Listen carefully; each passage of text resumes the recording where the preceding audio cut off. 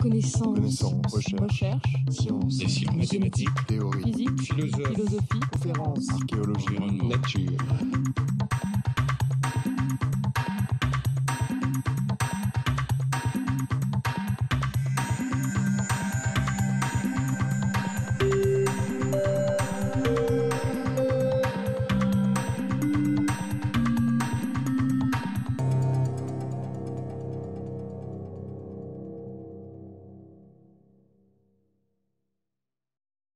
Donc, maintenant, nous passons de l'Italie à la Scandinavie. Il est vrai qu'on aurait peut-être dû faire dans l'autre sens pour revenir à la comédie, mais enfin, ça n'a pas, puisque ensuite Elena Mochonkina parlera de nouveau de Dante.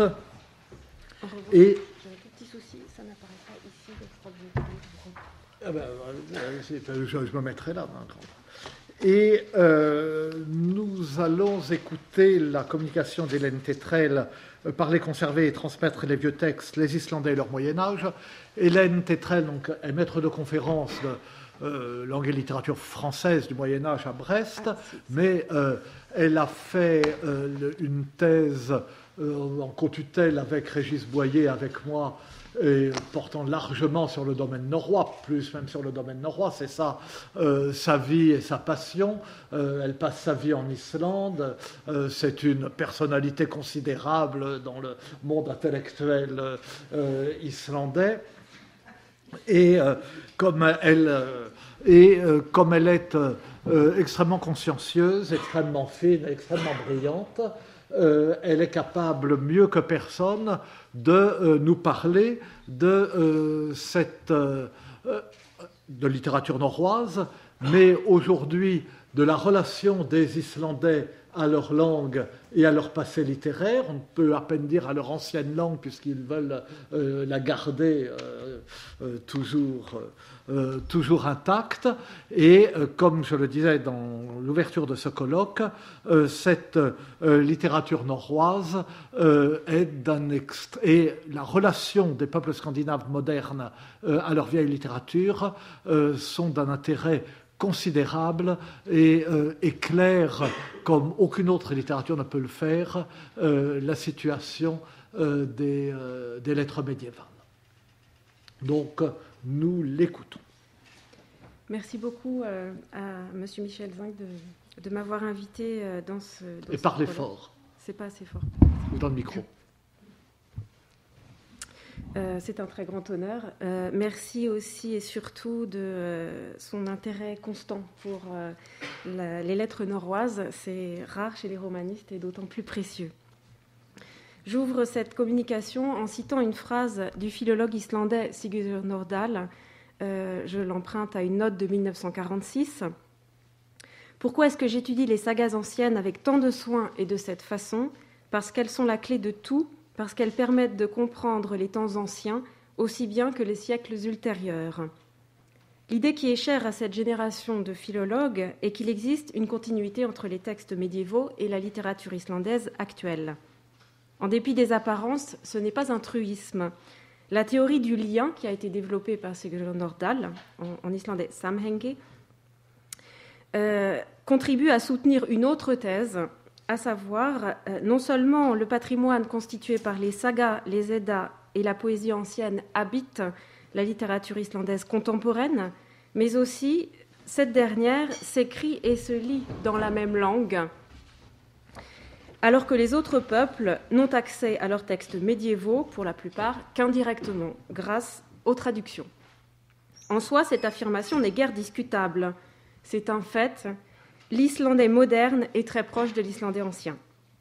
Mais lorsqu'au cours de l'histoire du pays, cette position a été conduite à son point extrême, elle a engendré des débats très passionnés qui ont largement dépassé le cadre de la philologie. En effet, la défense du patrimoine médiéval et de l'ancienneté de la langue ont toujours été au cœur des revendications indépendantistes depuis le XIXe siècle. Ainsi, dans les premières décennies du XXe siècle, il n'existait pas de question plus brûlante ni plus nationale que celle de savoir comment on devait transmettre et lire les textes du Moyen-Âge. Je m'arrêterai aujourd'hui sur un épisode qui est célèbre en Islande, et je n'ai aucun mérite à l'exhumer ici, puisque d'autres en ont parlé avant moi. un épisode célèbre, celui de la bataille éditoriale, qui a eu lieu quelques années avant la proclamation de la République, 1944, et a laissé une empreinte durable dans l'histoire culturelle du pays. Pour replacer l'épisode dans son contexte, je me contenterai en préambule de montrer à grands traits comment s'articulent les 3 discours auxquels je renverrai dans l'exposé: le discours sur la pureté et l'ancienneté de la langue, le discours sur les textes médiévaux et le discours national, enfin les discours nationaux. On verra que ça recouvre des positions presque frontalement opposées. Alors j'ai fait un petit lexique pour permettre de suivre. J'espère qu'il est facile de le voir. On voit aussi la petite main, oui, parfait. Certains savants ont cherché l'origine de la conscience linguistique islandaise dans le premier traité grammatical, donc aussitôt que cette œuvre-là. Le premier traité grammatical a été composé au XIIe siècle en langue vernaculaire et affiche comme projet de décrire sa propre langue, ce qui est somme toute assez notable parce que c'est une période assez ancienne pour ce genre de projet. Néanmoins, à l'époque, cette langue est commune à la Scandinavie continentale. Les textes, chronologiquement, l'ont d'abord appelé Dønstunga, qu'il ne faudrait pas traduire par langue danoise, même si on est embêté pour la traduction. Ça désigne l'ensemble de la langue commune. Très rapidement, on est passé à une autre appellation, Norræna, qu'on traduit nous par norrois, et c'est l'appellation qu'en français nous conservons. Il existe aussi d'autres appellations, et la terminologie est très importante, on le verra après. Old Nordisk, vieux nordique. Les Norvégiens parlent, eux, de Gammelnorsk, vieux norvégien, et les Islandais parlent de Fornislandska, vieil islandais. On parle seulement, après la réforme, sauf erreur, de langue islandaise, Islandstulka. C'est précisément au moment de son histoire où l'islandais a été le plus menacé, entre le XVIe et le XVIIIe siècle, que se sont écrits les premiers traités destinés à contrer l'influence de ce qu'on appelait la langue des diplomates, c'est-à-dire une langue fortement influencée par le danois. Je cite par exemple le savant Arngrimur Jónsson, qu'on avait chargé d'islandiser la Bible et qui a en quelque sorte posé les bases de ce discours sur la défense de la langue islandaise en 1609. La langue qui était appelée norroise est restée longtemps intacte en Norvège après avoir subi ses premiers changements dans les pays voisins, mais c'est parce que les Islandais l'emploient encore telle qu'elle qu'on peut à juste titre l'appeler aujourd'hui islandaise. Et un petit peu plus loin, pour conserver sa pureté, nous pouvons nous appuyer sur 2 atouts. D'une part, les manuscrits qui conservent la pureté ancienne de la langue et son style incomparable. D'autre part, le peu de commerce qu'entretient le pays avec l'étranger. À peine édulcoré, ce discours contient les points essentiels du programme de purification de la langue, dont l'élaboration fut la préoccupation majeure dans les siècles qui suivirent du mouvement pour l'indépendance. Je suis obligée d'aller très vite. On ne sera pas surpris d'apprendre qu'une impulsion décisive a été donnée par les intellectuels de la période romantique. Je note tout de même que la personnalité la plus marquante au début du XIXe siècle concernant cette problématique du renouveau de la langue, c'est un Danois, c'est Rasmus Christian Rask, qui a beaucoup encouragé les Islandais à cultiver leur propre langue et à revenir à la lecture de leurs vieux textes pour ce faire. Son exemple a été très suivi, et notamment par un groupe d'étudiants islandais de la période romantique qui se baptisèrent eux-mêmes, qui donnèrent un des surnoms du dieu Odin, Fjölnir. On se situe ici à peu près un peu avant la moitié du XIXe siècle. C'est précisément aussi dans ces années, aux alentours de 1840, je crois que l'Althingis c'est 1844, c'est précisément dans ces années qu'on remet en place les institutions islandaises sur le strict modèle des temps anciens. Le Parlement, l'Althing, voici ici le mot islandais, c'est un terme qui remonte à la langue des sagas, et l'institution se veut, elle aussi, adaptée du modèle des sagas. Il est pour l'instant purement consultatif lorsqu'il est recomposé en 1844. Il lui faudra un siècle avant de devenir le Parlement qu'il est encore aujourd'hui, à l'heure actuelle. L'autre front de cette bataille d'indépendance est constitué par la défense de la langue et de la littérature ancienne. Pendant toute cette période, je suis obligée de résumer, mais il faut savoir que ça commence finalement dès le 16e, 17e, et c'est encore actuel de nos jours, quoique de façon différente. Pendant toute cette période, on va par exemple nommer des commissions pour nettoyer la langue. J'emploie le terme tel qu'il est en islandais, malhreinsun, nettoyage de la langue, mais aussi des commissions de néologie pour reprendre les bases de la langue islandaise. Et là encore, la référence unique, fortement prescriptive, c'est la langue des sagas. Parallèlement à ce processus, s'est engagé également un long travail pour éditer ou rééditer les textes du Moyen-Âge. Sans faire l'histoire de la philologie islandaise, je me bornerai ici à souligner qu'en dépit des crispations, la collaboration entre Danois et Islandais a toujours été active, ne serait-ce qu'en raison de la présence des manuscrits à Copenhague. Parmi les grands représentants de la philologie islandaise de la fin du XIXe siècle, ceux qui ont repris le flambeau de Fjölnir ont toujours défendu de façon véhémente la paternité islandaise des sagas et des Eddas, ont fait en grande partie leur carrière à l'université de Copenhague. Et les liens ont toujours été très fructueux. Lorsque Sigurður Nordal a repris en 1919 la chaire de philologie norroise qu'avait avant lui occupée Björn Olsen dans la toute récente université d'Islande, le terrain était préparé par cette collaboration pour le développement d'une véritable école philologique en Islande, mais aussi pour le rapatriement des manuscrits, lequel sera effectif à partir de 1971. L'affaire de la bataille éditoriale, qui intervient au début des années 40, soit quelques années, enfin, à peu près une dizaine d'années après l'apparition des premiers volumes de la collection Islandsk Fornritt, c'est-à-dire les classiques islandais médiévaux. J'ai fait figurer ici le nom de la collection. Le premier volume, c'est la saga des Jötl, fils de Grimur le Chauve, par Sigurður lui-même. On est au cœur donc de cette activité éditoriale. On est aussi peu d'années avant, on est en plein travail de rédaction de la Constitution. C'est vraiment une période charnière. L'affaire débute en 1941. Le romancier Halldór Laxness, dont voici ici le nom, fait annoncer dans la revue Vísir qu'il a entrepris avec 3 collègues de fournir une édition, je cite, modernisée et, je cite, écourtée des listes généalogiques austères de Laxdæla saga, c'est-à-dire la saga des habitants du Val du Saumon. Elle est parue dans les traductions de Régis Boyer dans la Pléiade.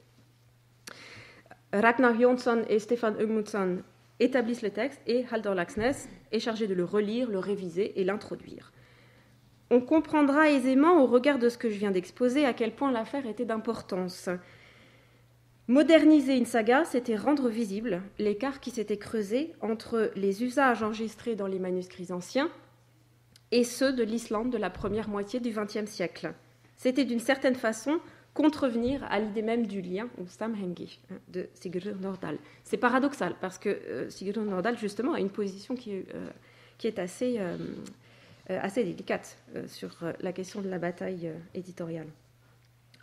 Je dois aussi ajouter que cette bataille est lancée sur le terrain de la philologie, mais comme elle touche de très près aux questions nationales, cette provocation, puisque c'en est une, rebondit immédiatement dans l'arène politique. Parmi nos 3 éditeurs, on dira que Ragnar Jónsson n'affiche aucune appartenance sur le plan politique. En revanche, à cette époque, il est clair que Halldór Laxness ne cache pas sa sympathie pour l'Union soviétique de Staline et que les clivages qui vont se mettre en place correspondent aussi à des clivages politiques. Cette entreprise antinationale sera donc immédiatement dénoncée par un ensemble de députés devant le Parlement. Et avant que l'affaire soit portée dans le Parlement, c'est dans les revues que les pamphlets s'échangent. Et l'un des opposants les plus farouches à ce projet, c'est Jónas Jónsson de Hrifla, qui deviendra vraiment le fer de lance de l'opposition à ce projet. Et alors il publie dans Tíminn un article qui est intitulé « La littérature médiévale traînée dans la boue », avant que le texte ne soit paru. Le texte va paraître bientôt. Il y dénonce l'opération, je cite, de sabotage culturel des communistes islandais. Et il est suivi de près dans cette attaque par quelqu'un d'autre, Arni Jonsson, qui, dans une autre revue, entame ce qu'on appellerait quand même un pur procès d'intention, puisque le texte n'est pas encore paru, et il dénonce le projet de traduction, je cite, en ironisant sur ses hypothétiques résultats. Alors il choisit un exemple pour mettre les rières de son côté, un exemple qui est très célèbre dans la saga des habitants du Val au Saumon. C'est une scène qui est située à peu près à la fin, lorsque l'héroïne, vieillie et 4 fois veuve, répond à son fils, qui vient lui poser la question « Lequel de tes époux as-tu le plus aimé ?» Et elle lui répond, je le lis en islandais dans le texte, vous me permettrez cette pédanterie, mais c'est important, « Þeim var ek verst er ek unni mest » J'ai été la plus dure envers celui que j'aimais le plus, qui est un vers relativement célèbre. Et pour me placer du point de vue de celui qui écrit ce pamphlet, cette phrase, elle constitue le parfait exemple du style des sagas. La concision, l'euphémisme, voire le sous-entendu abyssal, mais aussi le rythme et l'allitération, qui est très importante dans la prose islandaise. Que deviendra, s'indigne Arni, cette phrase admirable dans la traduction ? Sans doute suggère-t-il quelque chose du genre, je le traduis en français, « Évidemment, j'ai connu des tas de garçons vraiment mignons quand j'étais jeune, mais malheureusement, c'est avec celui qui me plaisait le plus que j'ai toujours été la plus garce. » La réponse de Laxness, qui avait déjà fourbi ses armes, ne se fait pas attendre. Il a, je le cite, « entrepris d'éditer l'Axdaela Saga suivant les prescriptions mêmes du gouvernement en respect des règles concernant l'orthographe de l'islandais actuellement en vigueur, enseignées dans les écoles et utilisées dans les documents officiels. » En quelque sorte, il retourne l'argument national à ses adversaires. L'islandais qu'il défend, c'est l'islandais des Islandais, justement, et non pas une langue refaite. Alors, pour faire une petite parenthèse et expliquer un petit peu mieux quelle est la position de Halldór Laxness, je le cite dans un certain nombre d'articles qu'il a consacrés à cette affaire, qui l'a beaucoup marqué. Dans un article qui s'appelle « L'édition des textes médiévaux », il dénonce ce qu'il appelle l'orthographe des philologues. Alors, orthographe convient peut-être pas tellement, le mot c'est stafsetning, c'est à la fois édition, manière d'éditer un texte et orthographe.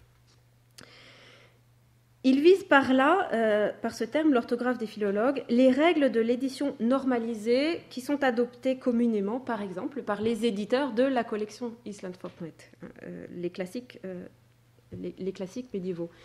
Et ces conventions veulent, par exemple, et là il cite un certain nombre d'exemples, que, par exemple, le mot « that », qui veut dire « cela », c'est l'article défini, le pronom démonstratif neutre, cela, ce, s'écrivent « that » au lieu de « það » en islandais actuel. Dans le même ordre d'idées, la conjonction de coordination « ok », qui s'écrira avec un « k », unilatéralement dans la collection des classiques, alors que en langue moderne, elle se dit og, avec un g non occlusif. On voit ici, c'est pour ça que je le montre, que la différence est relativement ténue entre les deux, entre la langue ancienne et entre la langue moderne. C'est justement ce peu de distance qui pose problème. C'est simplement la consonne finale qui s'est, comment dit-on, qui a perdu son occlusion. Autre exemple qui est aussi assez frappant, c'est l'absence d'épenthèse ici, qui est présente à l'heure actuelle dans les déclinaisons en islandais moderne. Et alors, cet état de langue, pour lui, est un état de langue artificiel. Les écrivains islandais, dit-il, ne parlaient pas et n'écrivaient pas une langue normalisée, ils écrivaient en islandais. Les copistes du XIIIe et du XIVe siècle n'écrivaient pas en old nordisk, ni en gammelnorsk, et nous revoici revenus à cette terminologie, ils écrivaient en islandais. Par conséquent, il n'y a que deux options possibles. D'une part, l'édition diplomatique, ou mieux encore le facsimilé à destination des universitaires, et d'autre part l'édition en islandais moderne à destination du grand public. L'édition normalisée, quant à elle, c'est une sorte d'espéranto qui effraie et bloque le lecteur, faisant obstacle au livre.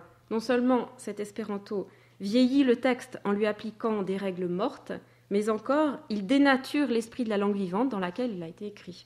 Ces éditeurs, qui sont plus attentifs au fat et au ok qu'au texte lui-même. Ces éditeurs, Halldór Laxness les appelle les fat ok-istarnir, les fat ok-istes, les adorateurs de fat et ok. Alors il serait impossible de ne serait-ce que faire le relevé de tous les doux noms d'oiseaux que se sont envoyés les partisans les uns aux autres.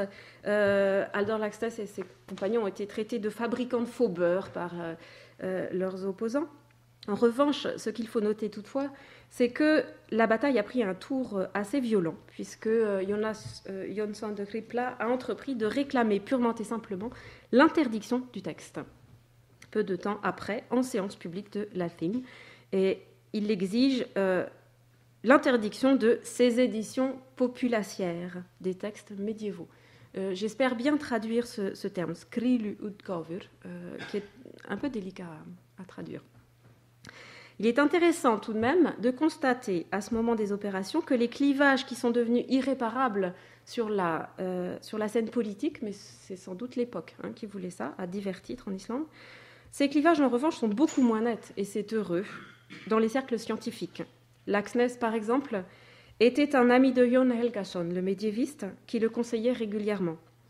Par ailleurs, les éditeurs de Íslandsfornrit, la collection des classiques médiévaux, ne sont pas du tout sourds aux arguments de Laxness. Je dirais même que ça n'est pas du tout le problème. C'est leur métier de se poser ces questions et de faire des choix, tout en sachant que parfois ils sont arbitraires. Sigurður Nordal, par ailleurs, par sa sensibilité, était très proche d'Halldór Laxness et il était aussi voué aux gémonies par Riplu Jonas, celui qui réclamait l'interdiction. Sigurður Nordal a beaucoup développé, c'était très dans le prolongement de la Volksgeist, beaucoup développé cette théorie du lien de la culture paysanne et populaire, qui a conservé la mémoire médiévale de l'Islande. On a peine de nos jours à comprendre les conséquences de cette affaire d'État et de l'agitation de Riplu Jonas. Je dis on, mais les Islandais, à commencer par eux-mêmes. Le 8 novembre 1941, on annonce qu'une commission de l'Assemblée prépare un projet de loi relatif à l'édition des textes anciens. Selon ce projet, l'État s'arroge un droit de regard sur toute édition d'un texte antérieur à 1400. La collection Íslandsfornrit devient de facto, et bon gré mal gré, l'édition officielle relevée de l'obligation d'en passer par les autorités pour éditer ces textes. Les autres doivent demander l'autorisation. Ça ne fait pas renoncer l'équipe de Halldór Laxness, qui fait paraître son texte en quelques jours. Alors il l'a expliqué après avoir travaillé jour et nuit, il a quasiment tourné la manivelle, les mains pleines d'encre. Le résultat scientifiquement est assez médiocre, mais les comptes rendus scientifiques, par ailleurs sévères sur le texte, ne manquèrent pas de rappeler à ce moment que c'était aux scientifiques, et non pas aux députés, de décider de l'établissement d'un texte. Au fond, la bataille était déjà gagnée avant même d'être engagée. Alors, je vous montre ici en photocopie, je vais peut-être réduire l'image, la première page de l'édition populacière de la saga des gens du Val au Saumon. Vous voyez ici le nom des éditeurs, mais aussi le sous-titre qui m'intéresse, qu'on pourrait traduire de la façon suivante: en respect des lois officielles de l'État islandais concernant l'orthographe, concernant l'imprimerie des textes. Je vous montre une seconde image. Un autre point a été très vivement attaqué par les adversaires de Halldór Laxness et de ses compagnons, c'est les illustrations. Des illustrations vulgaires, des illustrations, là encore, populacières. Est-ce qu'on la voit bien ici ? Elle est en pleine page, voilà. L'une de ces illustrations, bien sûr, est celle qui correspond au passage tant incriminé. Gudrun répond à son fils. Je constate qu'il y a des motifs, bien sûr, qui rappellent le contexte médiéval, mais il me semble que Gudrun est habillée un peu en paysanne. Et par ailleurs, le vers figure ici. Ça n'est pas un vers, pardonnez-moi, c'est un lapsus. La phrase « Þeim var ég vers, ég unimest ». Et la seule différence, c'est ici la rédaction du pronom personnel de la première personne, je, qui en islandais moderne se dit ainsi. Mais la phrase est intacte. Je ne parle pas assez fort ? Pardon. Voilà, et bien malgré cet exemple relativement éclatant, la loi a bel et bien été votée par une majorité des 2/3, peu de temps après. Les 3 dangereux éditeurs ont alors annoncé l'apparition d'une autre saga, suivant les mêmes principes. Et comme cette fois-ci, ils savaient qu'ils seraient hors la loi, ils ont pris le temps. Et le texte, sans en être spécialiste vraiment moi-même, le texte est meilleur dans son édition. C'est la saga de Rabketl. Et elle a été réalisée sans l'aval de la commission légale. Ils sont donc, en conséquence, condamnés à 1000 couronnes d'amende, et à défaut de cette amende, 45 jours de prison. Voilà comment on peut risquer la prison pour avoir mal édité un texte du Moyen-Âge. On s'arrêtera là sur cette affaire. Je dirais simplement qu'évidemment, les députés qui ont voté cette loi ont été immédiatement mis face à des obstacles incontournables. À cette époque même où on réfléchit à la Constitution, le plus évident des arguments, c'est celui de l'entrave à la liberté d'imprimer, qui figure dans les principes de cette Constitution. Mais quoi qu'il en soit, même si on n'était pas passé par cette évidence, ils auraient obtenu gain de cause en sommant les partisans de Jonas de Kripla de prouver que la saga de Rabketl avait bien été composée avant 1400. Les trois accusés ont fait appel et ils ont été acquittés. Et il n'est plus trace de cette loi. Alors, pour conclure, cette guerre de l'édition des textes, elle a laissé des traces, me semble-t-il, assez durables. Alors, elle n'a pas changé les dispositifs éditoriaux des classiques médiévaux. Elle a quand même ouvert la possibilité de reconnaître cet écart, même minimal, qui existe entre la langue médiévale et la langue actuelle en Islande. Et je crois que ce qui est le plus important, c'est justement de se rendre compte que c'est parce qu'il est minimal qu'il est important de le souligner. Alors que dans les langues comme le français, par exemple, où l'écart est si grand qu'on doit de toute façon passer par la traduction, il n'est pas si important de rappeler cet écart. L'affaire a également beaucoup marqué, on sans doute le romancier Halldór Laxness lui-même. Et j'aimerais, pour terminer, vous inviter à lire 2 textes. Le premier, lire ou relire pour ceux qui le connaissent. Le premier, c'est la saga des Frères Jurés, qui a été traduit aussi dans le volume de la Pléiade par Régis Boyer. Et le deuxième, c'est la réécriture de la saga des Frères Jurés qu'a donné Halldór Laxness lui-même dans le roman qui s'appelle Gerpla et qui est en français traduit sous le titre de la saga des Fiers à bras. On parlait hier de la difficulté de lire Shakespeare quand on a lu T.S. Eliot sans en passer par T.S. Eliot. J'ai en tête un article islandais qui s'appelle « Halldór Laxness est-il l'auteur de la saga des Frères Jurés ?» On est exactement dans la même problématique. Il a expliqué après, c'est paru en 1952, Gerpla, il a expliqué après qu'il avait passé 6 ans à l'écrire, 6 ans pendant lesquels il a tenté de ne jamais être pris en défaut d'utiliser un terme qu'on n'aurait pas pu utiliser au XIe siècle. Au XIe siècle, c'est peut-être un peu exagéré, mais enfin, en tout cas, voilà. Et c'est le revers, en quelque sorte, de sa bataille éditoriale. C'est de montrer qu'on peut tout de même, dans cette orthographe modernisée, écrire dans la langue islandaise. Et il ajoute même, pendant ces 6 ans, j'aurais pu apprendre une autre langue. J'aurais pu apprendre le chinois, par exemple. Voilà, alors je termine sur cette image. S'il faut, d'après Laxness, ne conserver que 2 états du texte, c'est d'abord le premier. Ici, c'est l'ouverture de la saga qu'il a réécrite, justement, la saga des Frères Jurés, dans le codex qu'on utilise pour l'édition du début de cette saga, Mödre Vatlabók, qui date du milieu du XIVe siècle. Ensuite, l'autre état, l'édition modernisée, alors elle date de 1995 celle-ci, mais elle a été établie par des philologues. C'est d'ailleurs remarquable que dans l'Institut des manuscrits où j'ai le plaisir de travailler régulièrement, on trouve aussi bien les facsimilés en première position, c'est la première chose que vous voyez dans la salle, et sur les mêmes rayons que les classiques médiévaux, les éditions modernisées. En revanche, il faudrait, nous dit Halldór Laxness, se débarrasser de ça, l'édition Fatokist, où vous voyez effectivement qu'il y a peu de différence avec ce texte-là. Même quand on ne lit pas l'islandais, je pense qu'on voit à peu près que les mots se ressemblent, mais qu'en revanche, il y a des conventions, voici un ok par exemple, qui ne correspondent pas à l'état du texte. Voilà, je vous remercie.